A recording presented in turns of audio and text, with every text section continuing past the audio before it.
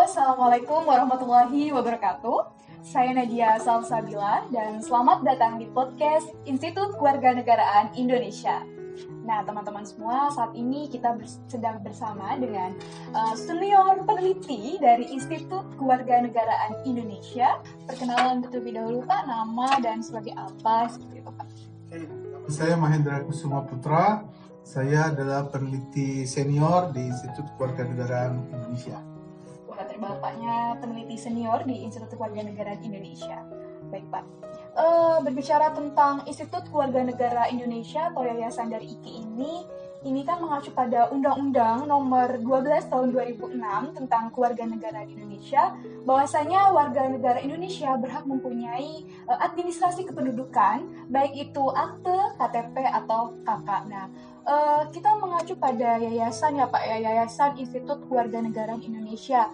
Tentunya bagi seluruh orang pengen tahu nih Pak, Institut Kewarganegaraan Indonesia itu apa dan bergerak di bidang apa dan berdirinya itu sejak kapan seperti itu Pak? Bisa di-sharingkan kepada teman-teman semua Pak? Baik, terima kasih Mbak Nadia. Memang Institut Kewarganegaraan Indonesia itu adalah yayasan, bentuknya yayasan adalah lembaga swadaya.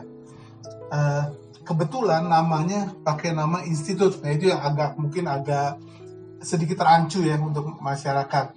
Kebetulan kita pakai nama institut sebenarnya karena memang di kami banyak sekali membuat kajian-kajian yang berkaitan dengan kewarganegaraan, kesetaraan untuk Indonesia tentunya. Jadi karena kita banyak sekali melakukan studi-studi lalu diskusi-diskusi, karena itulah mungkin kita memilih nama sebagai institut, Institut Kewarganegaraan Indonesia. Dengan berjalannya waktu, setelah kita banyak melakukan studi berbagai hal tentang kewarganegaraan, ternyata kita juga bertindak lebih lanjut dengan mengawal proses berjalannya undang-undang tersebut. Karena pada dasarnya jika suatu undang-undang dibentuk lalu tidak dikawal dengan baik, maka undang-undang itu hanya bentuk buku, bentuk kertas saja. Tapi pengejawantahan dari isi undang-undang tersebut akan agak tersendat ya, ceritanya begitu. Nah, kita Institut Kewarganegaraan Indonesia setelah kita melakukan kajian dan segala macam, kita juga mencoba untuk mengejawantahkan apa yang menjadi isi dari undang-undang kewarganegaraan tersebut. Nah, salah satunya adalah hak dasar dari warga negara Indonesia, yaitu akta kelahiran. Nah, mungkin itulah awal dari kenapa namanya menjadi memakai nama institut. Lalu apa sih kegiatan kita di dalam Institut Kewarganegaraan Indonesia? Mungkin seperti itu dulu. Ternyata begitu luar biasanya teman-teman ya, bahwa Institut Kewarganegaraan Indonesia ini merupakan suatu ada kegiatan pemberdayaan sosial juga ya Pak ya, untuk terjun langsung ke berbagai kegiatan sosial, khususnya pada pembuatan akte, KK, KTP dan lain sebagainya seperti itu ya Pak ya. Khususnya pada administrasi lah kependudukan ya Pak ya, seperti itu. Nah, berbicara tentang tadi Bapak menyinggung mengenai ada kayak kegiatan sosial dan bahkan mungkin di sini ada kayak sekitar relawan ya Pak ya. Nah, tentunya Institut Kewarganegaraan Indonesia mempunyai relawan Pak. Sebenarnya peran dari relawan dari Institut Kewarganegaraan Indonesia ini apa ya Pak ya? Kalau boleh tahu nih. Ya, betul sekali Mbak Nadia. Karena tentu kami IKI tidak bisa berjalan sendirian. Nah, untuk itulah kami menawarkan kepada warga Indonesia untuk menjadi relawan dari Institut Kewarganegaraan Indonesia. Tugas dari relawan sebenarnya adalah kalau bahasa Jawa mencari warga Indonesia yang kebetulan belum tercatat secara resmi ya, di data administrasi kependudukannya atau adminuknya mungkin belum rapih gitu ya, belum tercatat secara proporsional gitu ya di negara. Nah, untuk itulah tugas relawan adalah mencari mereka dan setelah itu dibantu untuk membuatkan akta kelahirannya. Karena memang pada dasarnya kita juga hasil studi dan berbagai macam studi namanya survei dan segala macam di Indonesia menyebutkan bahwa memang warga negara Indonesia pada dasarnya malas tanda kutip untuk mengurus admin duk tersebut dengan berbagai macam alasan. Dan alasan yang utama misalnya susah jauh, susah mahal. Padahal pemerintah menyebutnya bahwa itu gratis sebenarnya dan mudah. Tapi memang tidak dipungkiri masih banyak oknum tanda kutip yang mempunyai prinsip kalau bisa dipersulit kenapa dipermudah gitu ya. Nah itu memang itu kenyataan yang tidak bisa dipungkiri gitu. Nah untuk itulah tugas relawan adalah meluruskan hal tersebut bahwa pengurusan admin-duk adalah gratis dan mudah jika prasyaratnya semua sudah lengkap. Nah bagaimana melengkapi prasyarat itulah tugas dari relawan untuk membantu warga Indonesia. Ya Pak ya, kadang juga Pak ya, masyarakat itu mau buat akte KKTP itu mikirnya ribet terus nanti berkepanjangan dan ada oknum yang harus bayar dan lain sebagainya sehingga mengakibatkan masyarakat di Indonesia itu jadi enggan untuk membuat gitu Pak, jadi nggak merata gitu tadi persebaran untuk pembuatan kayak akte, KTP, KKS gitu. Terlalu biasa sekali ya teman-teman semua untuk IKI, Institut Kewarganegaraan Indonesia ternyata mempunyai relawan ya Pak yang tersebar di seluruh Indonesia atau bagaimana Pak? Ya saat ini kita ada di 32 kabupaten dan kota. Baru 32 dari 500 lebih kabupaten kota ya. Ya kita baru ada 32 kabupaten kota di relawan IKI tersebut. Dan untuk relawan IKI tentunya juga pasti dapat ya Pak ya kayak pelatihan seperti itu ya Pak ya untuk para relawannya ya Pak ya. Seperti apa contohnya Pak? Ya betul sekali. Kita minimal itu 1 tahun sekali kita melakukan refresh untuk kan tentu banyak berbagai macam persoalan yang kita biasanya sharing di situ minimal 1 tahun sekali itu kita sharing kumpul. Nah, kita berbagi kendala-kendala yang ada di lapangan seperti itu. Lalu kita coba pecahkan bersama seperti apa. Karena dalam sharing itu kita juga mengundang dari dinas-dinas terkait untuk memberikan knowledge terbaru ya. Dan tentu karena kita menyadari bahwa dinas terkait partner kita dari Direktur Jenderal Dukcapil itu juga selalu memberikan inovasi terbaru. Nah itu kan harus dikomunikasikan juga kepada relawan kita. Jadi pada tahap awal tentu waktu pembentukan relawan suatu kabupaten atau kota kita turun ke sana untuk memberikan pelatihan secara umum dulu. Setelah itu memang dinamika di lapangan yang akan mendewasakan relawan itu sendiri gitu ya. Berarti Pak, seluruh masyarakat Indonesia nih Pak, kalau pengen bergabung menjadi relawan Institut Kewarganegaraan Indonesia, bisa langsung ikut rekrutmennya ya Pak ya? Langsung atau ada seleksinya terlebih dahulu Pak? Ya, tentu bisa siapa saja sebenarnya. Tapi yang fokus utama adalah kalau yang menjadi relawan tentu harus rela dan tidak melawan gitu karena relawan karena rela dan tidak melawan. Karena memang menjadi relawan itu butuh mental dan yang terutama mental yang sangat kuat sekali. Karena tidak sedikit relawan kita yang dituduh gitu ya, dituduh sebagai calo gitu. Apa bedanya sama calo yang di pintu sana gitu ya. Nah itu yang memang kalau kita tidak rela secara kejiwaan gitu ya, tidak rela secara batin, itu akan sangat tersinggung sekali gitu ya. Jadi memang butuh kesiapan mental yang sangat baik untuk menjadi seorang relawan gitu. Tapi boleh siapapun boleh, terutama untuk di daerah-daerah yang sudah menjadi binaan kita di 32 kabupaten kota tersebut. Tapi kita juga tidak menutup kemungkinan jika misalnya ada di kabupaten kota lain yang ingin membentuk relawan. Karena itu kan tujuannya memang untuk membantu masyarakat ya. Jadi kita sangat welcome sekali sih jika misalnya ada satu kelompok masyarakat misalnya di kabupaten tertentu yang ingin membantu masyarakat dalam pengurusan administrasi kependudukan, bisa menghubungi kita dan kita akan coba kasih pelatihan kepada mereka.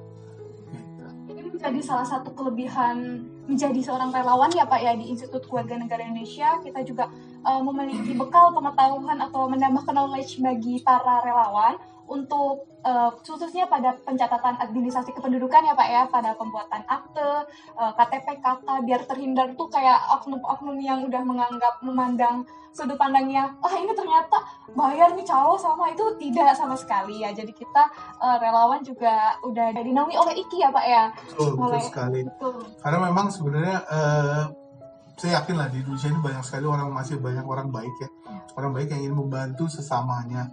Karena relawan, jika kita membantu ya seseorang untuk membuatkan akte kelahiran, itu legasi warisan dia membantu itu seumur hidup kan, dan itu menjadi seperti multiplier effect kan sebenarnya.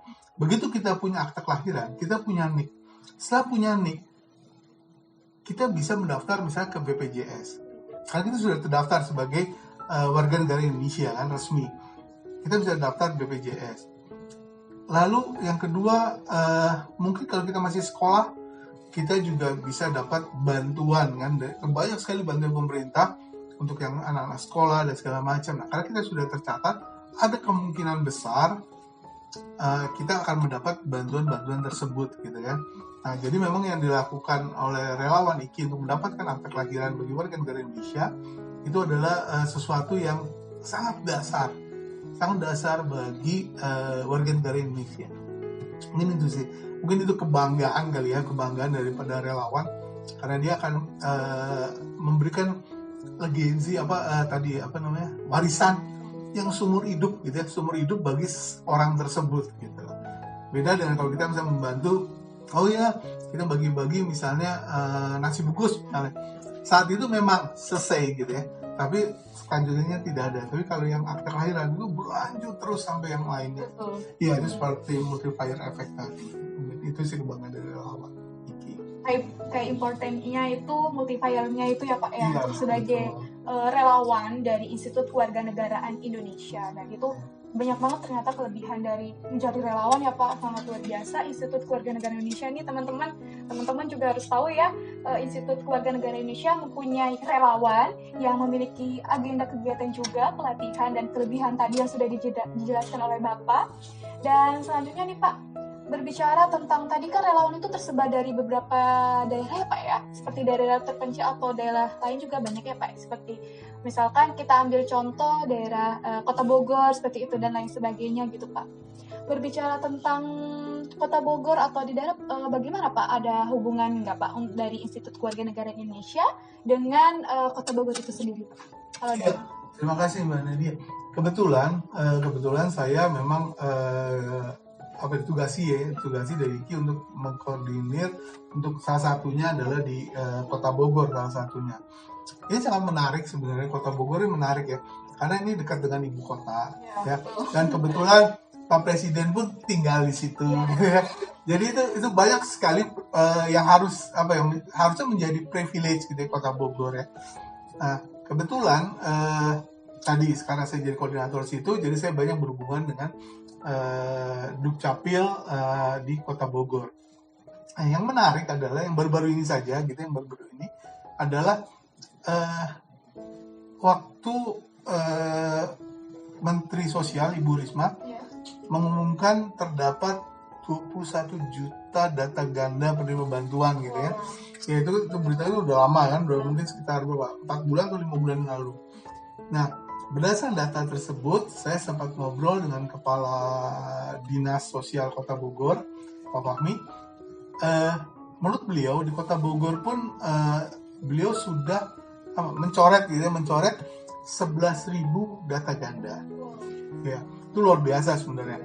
Nah, iya, penerima bantuan. Nah, berdasarkan hal tersebut, saya lalu berpikir alangkah baiknya jika bantuan tersebut bisa disalurkan kepada anak-anak di panti asuhan.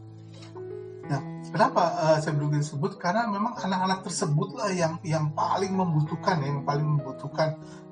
bantuan dari pemerintah. Misalnya yang sedang saya upayakan ini untuk misalnya terdaftar sebagai peserta BPJS. Alangkah indahnya dan baiknya gitu ya, jika anak-anak panti asuhan ini terdaftar di BPJS. Karena mereka sangat, ya menurut saya pribadi dan mungkin juga teman-teman setuju bahwa mereka lah sebenarnya yang paling berhak untuk mendapatkan bantuan BPJS kan.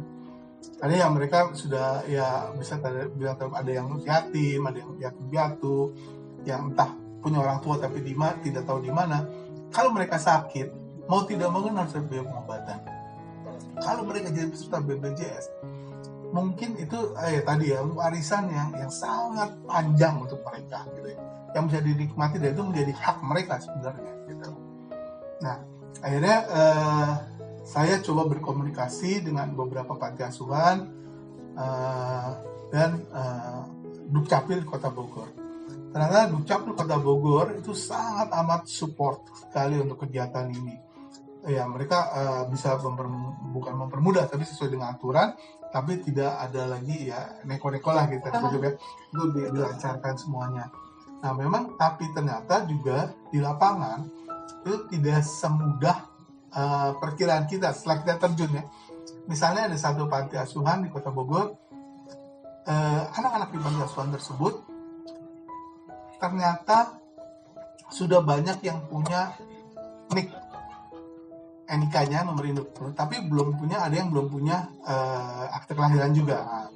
Nah, waktu mereka mempunyai NIK, itu mereka mengacu kepada kartu keluarga inti mereka. Jadi mereka mungkin masih punya keluarga, misalnya mereka punya keluarga tadinya, mungkin terus setelah ayahnya meninggal misalnya, lalu ibunya menjadi single parent dan tidak mampu untuk membiayai si anak tersebut dititipkan ke panti asuhan di Kota Bogor tersebut. Nah, banyak anak-anak yang ternyata titipan gitu, titipan, dan mereka sudah punya NIK. Tapi NIK mereka itu kan ada di keluarga induk gitu ya, ada keluarga aslinya gitu ya. Nah, sedangkan persyaratan BPJS itu mengacu pada kartu keluarga gitu ya. Kalau kita membayarkan, maksudnya pemerintah membayarkan BPJS anak tersebut, artinya harus juga membayarkan BPJS sang ibu gitu ya. Nah mungkin juga itu sang ibu mungkin tidak termasuk dalam kategori penerima misalnya gitu kan. Nah itu yang menjadi persoalan. Artinya panti asuhan tersebut harus punya kartu keluarga panti asuhan. Nah jadi kita harus buatkan dulu kartu keluarga panti asuhan. Siapa kepala keluarganya? Nah itu juga menjadi persoalan sebenarnya. Siapa yang mau jadi kepala keluarga panti asuhan gitu kan? Nah mungkin kita bisa cari nanti dari para pengurus panti asuhan tersebut, siapa yang mau dengan rela hati untuk menjadi kepala keluarga panti asuhan tersebut. Nanti jika sudah ada, kita buatkan kartu keluarganya, nah mereka dimasukkan. Nah ini juga tidak semudah itu masukannya, karena kan harus ada surat pindah kan, ya, dari kakak yang lama ke kakak panti asuhan yang baru, dan belum tentu keluarga yang lama merelakan anaknya pindah ke kartu keluarga tersebut gitu ya. Nah ini ternyata dinamika di lapangan tidak selalu mudah seperti teorinya gitu ya. Kita bisa pindah ini. Ternyata kok ada persoalan seperti ini gitu. Jadi memang tugas dari relawan itu ternyata memang tadi ya berdasarkan dinamika di lapangan. Tapi kalau ini berhasil gitu ya, itu akan bisa menjadi salah satu contoh sebenarnya bahwa bantuan pemerintah sebenarnya hadir untuk mereka. Tapi karena memang administrasi kita belum tertib dan belum sempurna, itulah yang membuat mereka merasa bahwa pemerintah itu tidak hadir untuk mereka gitu ya. Nah itu jadi memang itu juga berlaku juga untuk misalnya seperti di daerah Indonesia Timur, banyak ibu-ibu misalnya tanda kutip yang menjadi petani di sana gitu ya, dan hidupnya susah segala macam banyak. Tapi lalu mereka bilang pemerintah tidak hadir gitu ya, pemerintah tidak hadir untuk beri bantuan. Setelah ditanya, ibu udah punya akte kelahiran atau punya? Akhirnya belum. Nah, artinya bagaimana gitu kan pemerintah memberi bantuan jika nama ibu tidak terdaftar ya.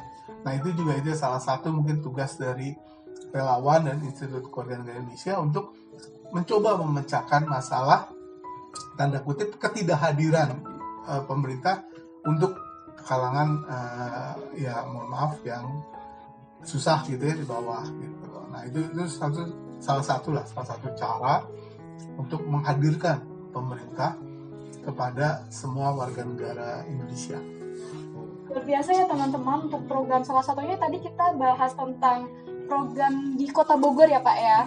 Dan ternyata dari teori tidak sesuai dengan lapangan ya, karena banyak menemukan dinamika yang ada, dan tentunya juga tentunya ada permasalahan yang muncul tanpa kita sadari. Dan luar biasa sekali dari Institut Warga Negara Indonesia berkolaborasi bersama pemerintah di Kota Bogor ya Pak ya, mendapat support dari sana, dan luar biasa juga dari bantuan relawan bahkan ya Pak ya, dan pada pendampingan di Kota Bogor itu sendiri. Nah teman-teman semua, kita juga pengen tahu ya, begini Pak, strategi apa ya Pak kira-kira dari Institut Kewarganegaraan Indonesia ketika bekerja sama dengan Disduk Capil dari Kota Bogor itu seperti apa Pak yang dilakukan, strategi khusus apakah ada seperti itu Pak?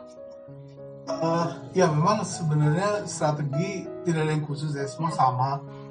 Yang kita lakukan adalah memberikan penjelasan siapa kita kepada Dukcapil di Kota Bogor, bahwa kita adalah yayasan yang memang nirlaba, yayasan nirlaba yang memang bergerak membantu untuk administrasi kependudukan. Mungkin strateginya sangat sederhana sih sebenarnya, asal di kedua pihak ya, kalau di pihak kita jujur bahwa itulah yang kita lakukan gitu ya, kita tidak mencari apapun karena motif keuntungan secara materi. Mungkin dari Dinas Dukcapil Kota Bogor juga menerima itu sebagai suatu bentuk bantuan, itu akan menjadi terjalin yang sangat baik lah ya, jarinannya sangat baik dan pengertian sangat baik. Nah selain itu sebenarnya kita ingin juga mengajak anak-anak muda karena terus terang di IKI ini peneliti seniornya juga sudah tanda kutip sudah tidak muda gitu ya, tidak muda lagi gitu ya. Nah kita ingin mengajak sebenarnya anak muda untuk bergerak di bidang adminduk ini, kesetaraan ya, kewarganegaraan ini. Kita memang hal ini memang hal yang sangat tidak populer sebenarnya, tidak populer di kalangan muda. Jadi mungkin juga kita bergerak dalam sepi ya, karena kita memang ya tidak populer gitu. Apa sih adminduk gitu, apa sih KTP gitu kan. Kadang-kadang kalau anak kota punya KTP nggak? Punya. Siapa yang bikinin? Bapaknya gitu ya. Orang tuanya memang ada tuh calonnya RT misalnya gitu ya. Jadi mereka sendiri tidak menyadari betapa pentingnya administrasi data kependudukan. Tapi saya yakin sih anak-anak muda Indonesia sebenarnya punya keinginan untuk membantu. Banyak sekali yang ingin membantu, banyak banget. Cuma mereka atau kita lah ya, kita belum bisa menyentuh mereka gitu loh. Yang membuat mereka tertarik gitu loh. Nah, dengan misalnya dengan kegiatan kita yang lebih mereka bisa pahami, misalnya seperti tadi membantu anak-anak yatim, anak panti asuhan untuk mendapatkan BPJS. Nah itu mungkin bisa menjadi trigger untuk mereka bahwa ternyata ini loh kebutuhannya orang untuk mempunyai adminduk gitu kan. Ini loh kebutuhan mereka untuk punya akte kelahiran, NIK, dan akhirnya punya KTP. Ada hal yang membantu dengan real gitu, mereka lakukan dan ada hasilnya. Jadi bukan ngawang-ngawang gitu ya, karena selama ini KTP apa sih gunanya? Mungkin mereka tidak pernah sadar, tapi kalau kita coba memberikan informasi yang lebih clear kepada anak-anak muda ini bahwa kalau kamu membantu satu orang anak panti asuhan untuk mendapatkan akta kelahiran, NIK, dan akhirnya mempunyai BPJS dengan bantuan pemerintah iurannya, itu akan menjadi tadi warisan yang seumur hidup, ya kan, untuk anak panti asuhan tersebut kan, anak-anak itu akan menjadi warisan seumur hidup dari relawan yang membantu kan. Itu menjadi kunci yang akan membuka cakrawala yang lebih luas untuk panti asuhan. Karena banyak sekali ya cerita-cerita yang menyatakan bahwa anak ini pintar tapi tidak bisa sekolah karena tidak punya akte kelahiran, ya kan, iya. Lalu banyak sekali, itu banyak banget. Ada yang bahkan sampai lalai sampai SMA ya, sekolah mungkin di sekolah tapi setelah itu punya kesempatan beasiswa. Sewaktu akan membuat misalnya dapat beasiswa ke luar negeri, ini kejadian nyata bahwa dia dapat beasiswa untuk ke luar negeri setelah SMA, tapi dia tidak punya akta kelahiran. Karena keluarganya butuh paspor kan, paspor itu butuh akta kelahiran, tapi dia nggak punya. Lost kesempatan dia gitu loh, hilang sudah kesempatan masa depan dia, cuma gara-gara tidak punya akta kelahiran. Dan beasiswa itu kan tidak datang setiap tahun kan, ya kan, sekali datang kesempatan itu hilang, cuma gara-gara dia tidak punya akta kelahiran gitu.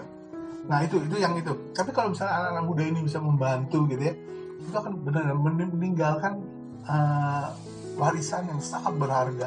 Itu memberikan kunci sebenarnya, kunci untuk masa depan si anak tersebut gitu loh. Dengan punya akta kelahiran, dia punya NIK, punya KTP, pintu akan sangat terbuka lebar. Anak itu diberi kesempatan yang sangat luas sebagai warga negara Indonesia, kan berbagai macam bantuan dari pemerintah ataupun dari manapun gitu ya.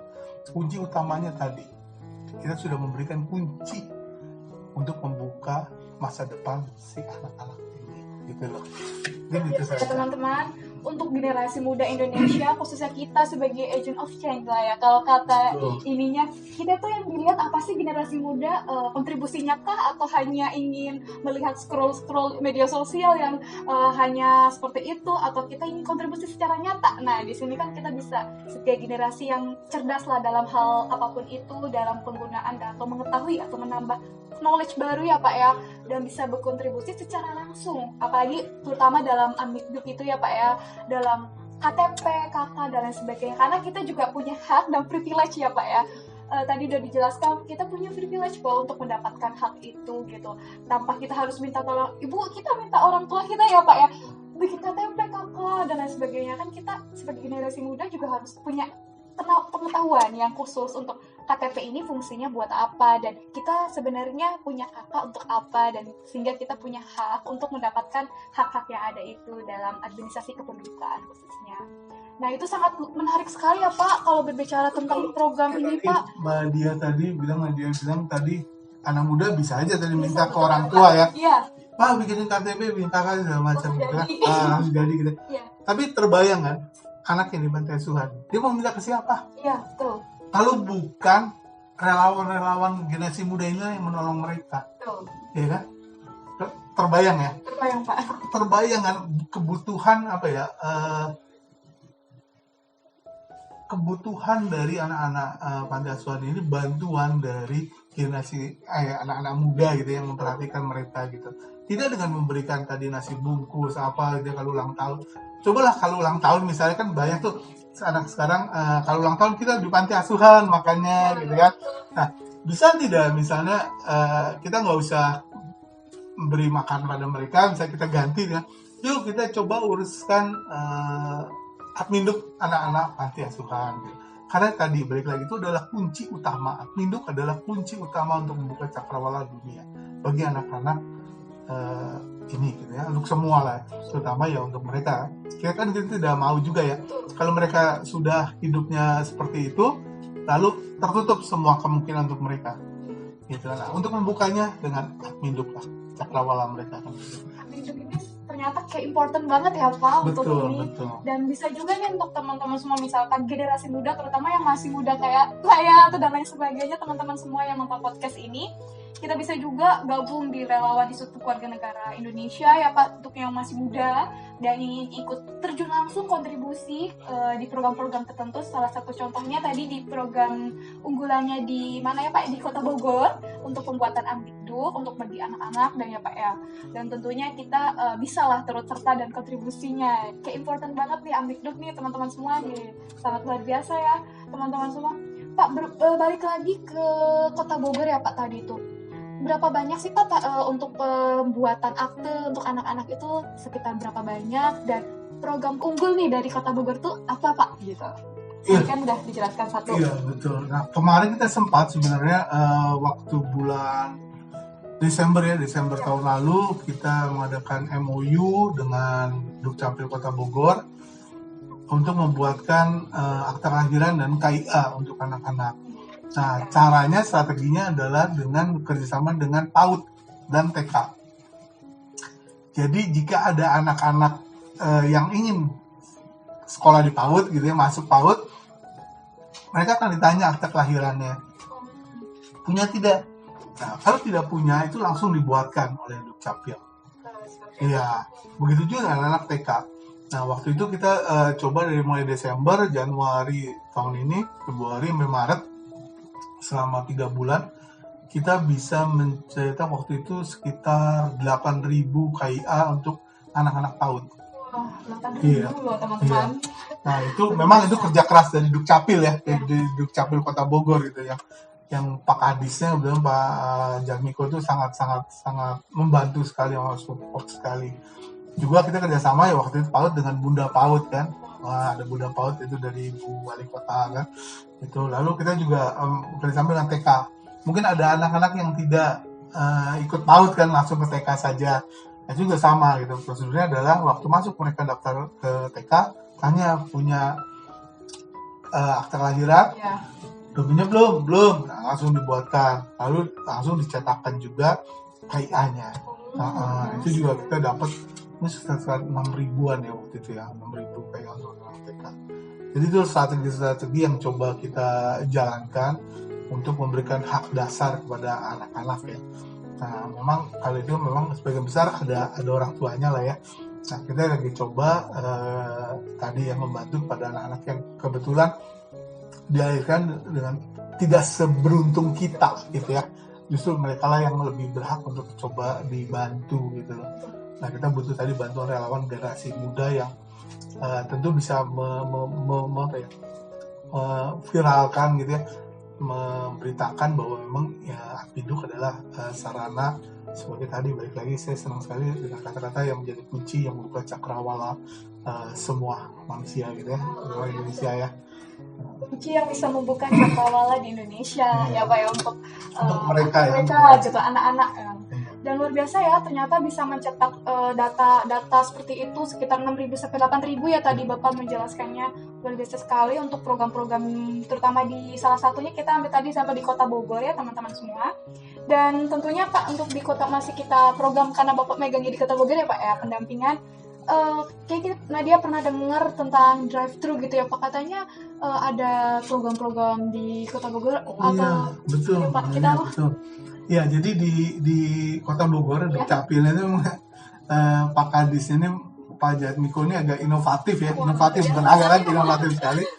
Jadi ya karena memang sekarang sedang pandemi ya, orang agak susah untuk masuk. Ya. Nah, beliau membuat drive-thru. Jadi mungkin terinspirasi dengan makanan aja, cepat saji kali ya. Iya, jadi mobilnya dia buat ya kayak kios gitu ya di halamannya, persis di halaman kantor Dukcapil Kota Bogor. Itu ada kayak kios gitu ya. Nah, tinggal mobil tinggal merapat ke situ atau motor, tinggal menyebutkan ya tentu prosedur awalnya tentu ya harus online segala macam. Ya, nah itu tentu memang masih terbatas ada itunya untuk pencetakan KTP, pencetakan KIA gitu. Apalagi saat ini kan kartu keluarga dan itu kan akhirnya dicetak dengan kertas HVS biasa kan. Nah, itu bisa cetak di rumah. Tapi tentu kita tahu lah, tidak semua orang Indonesia bisa mencetak walaupun dengan kertas HVS gitu ya. Nggak semua orang bisa ya. Nah, mungkin yang tidak bisa tinggal mampir ke situ, diberikan nomor nicknya, lalu dicetakkan saja di itu tanpa harus masuk ke dalam. Itu luar biasa sih. Ya. Karena ini kan lagi pandemi ya Pak ya, pandemi COVID-19 ini belum berakhir lah, masih ada perpanjangan PPKM dan lain sebagainya. Untuk relawan juga tadi sudah dijelaskan Bapak masih tetap berjalan ya Pak ya, untuk pencatatan administrasi kependudukan, untuk program-program kegiatan masih berjalan juga dengan adanya support dari berbagai instansi pemerintah di Kota Bogor dan tadi sudah disebutkan.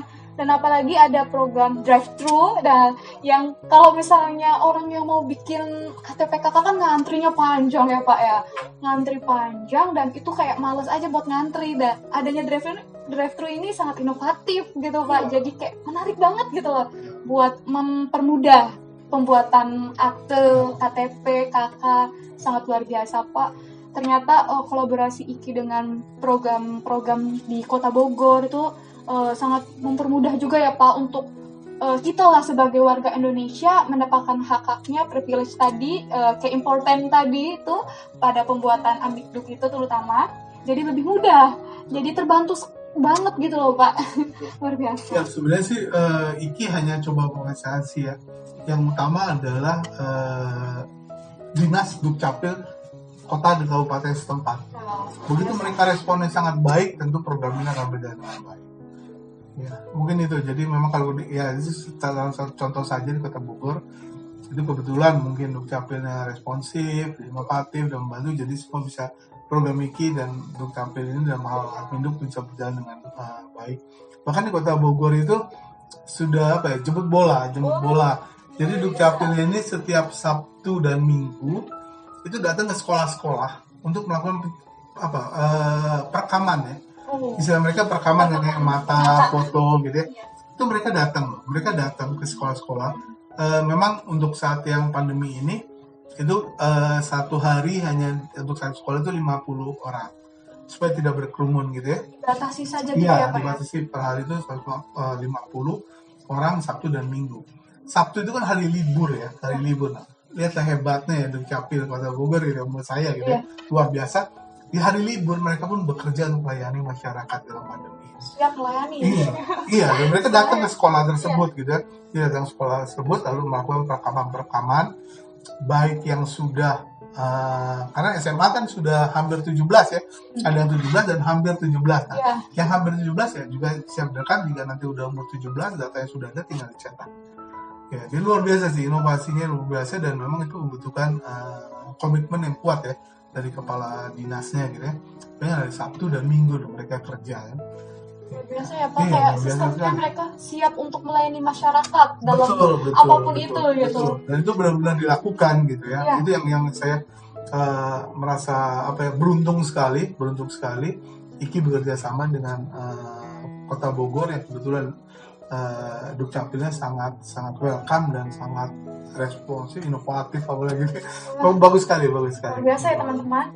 Adanya kerjasama yang sinergis antara Institut Kewarganegaraan Indonesia dengan Dukcapil di Kota Bogor ya Pak, menjadi salah satu hal yang kita tuh siap untuk melayani gitu kepada masyarakat dan mempermudah serta memberikan hasil-hasil yang inovatif, kreatif untuk mempermudah pada pembuatan Amikduk ini. Tadi salah satu contohnya untuk anak-anak kita adakan perekaman terlebih dahulu dalam pembuatan proses KTP terutama itu ya Pak ya untuk anak-anak.